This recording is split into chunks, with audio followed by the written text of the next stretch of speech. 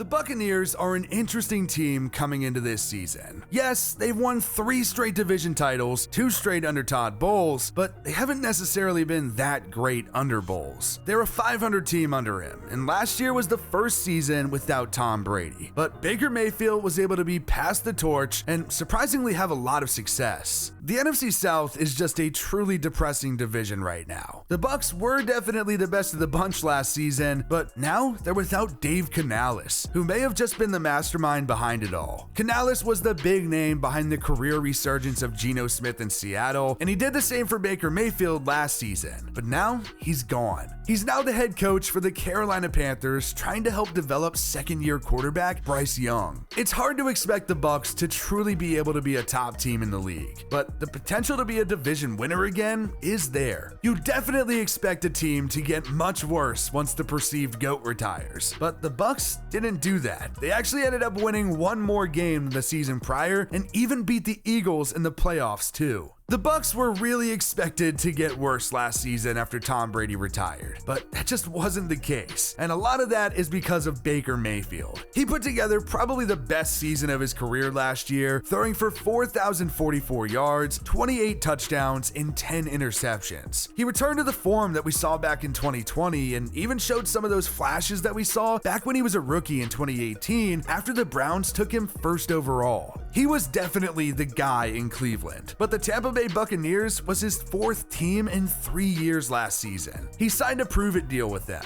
and now he's cashed in on a 3-year, $100 million extension. Baker Mayfield pulled off one hell of a career revival in 2023, and he's even got some pretty good weapons around him, especially at wide receiver. Now, I didn't think we'd see Mike Evans in a Bucs jersey again, but here we are. He got a 2-year, $52 million deal in the offseason to stick around in Tampa Bay. He's coming off of leading the league with 13 touchdowns last season. It was actually his 5th season with at least 12 touchdowns, and of course, he had over 1,000 yards for the 10th straight season to start his career.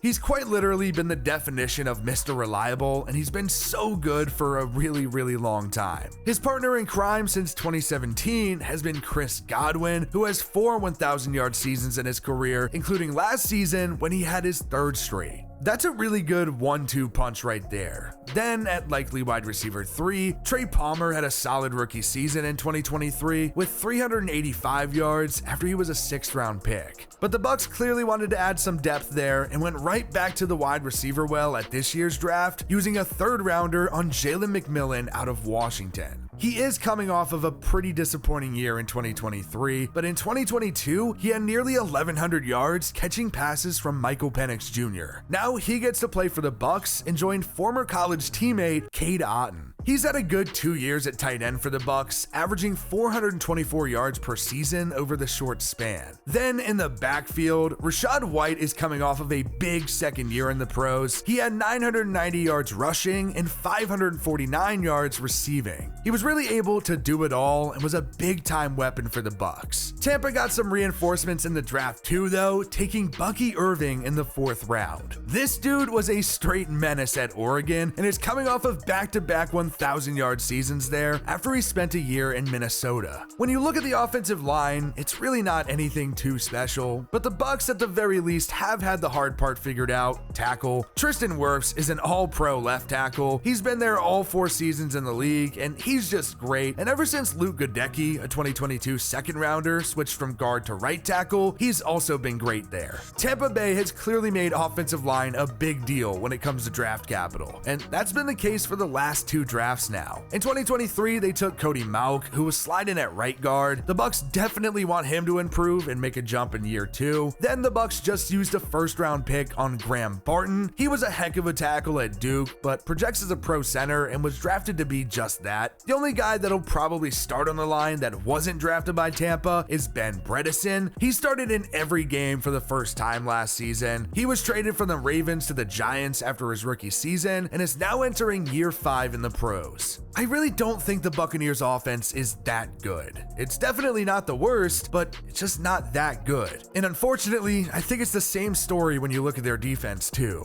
The Buccaneers' true defensive core is starting to get older, so they really need their earlier picks at the draft to hit. In the second round, they took Chris Braswell, a defensive end out of Alabama. He decided to stick around for his senior year, and it was his best in college, 8 sacks and 42 tackles. He currently projects as an outside linebacker, but he isn't projected to start for now. And the same goes for vet Randy Gregory on the other side. Instead, it'll be Yaya Diaby, who is coming off of a good rookie season as a third rounder, and 2021 first rounder Joe Tyron Shoyinka.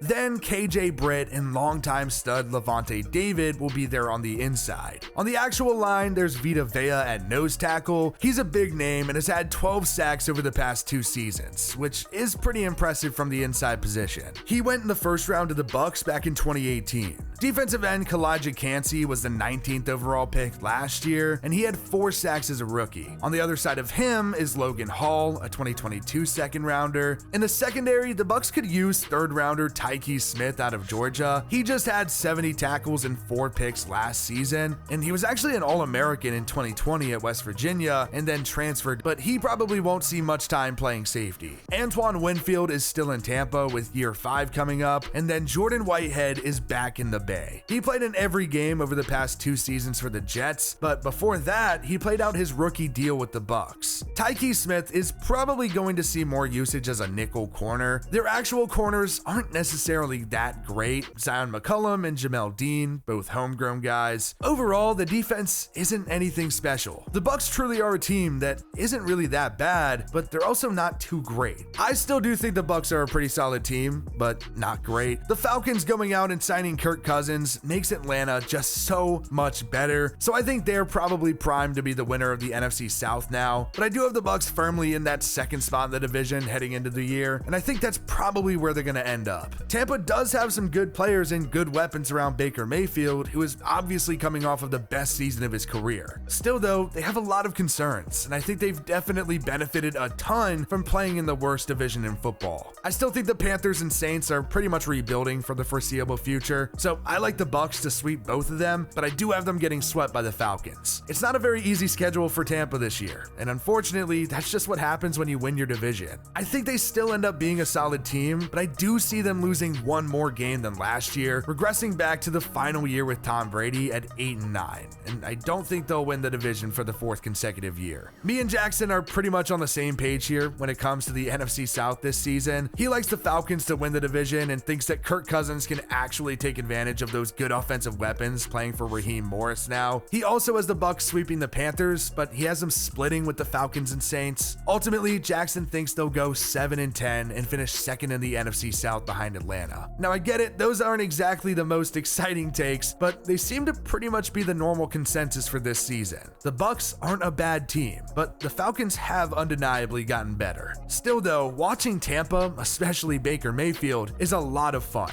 and it shouldn't be an awful year. It's just hard to expect them to replicate that same success that they've had over the past few years, especially without Dave Canales in town. Let us know what you guys think the Bucs will do down in the comments section below, and we'll see you guys in the next one.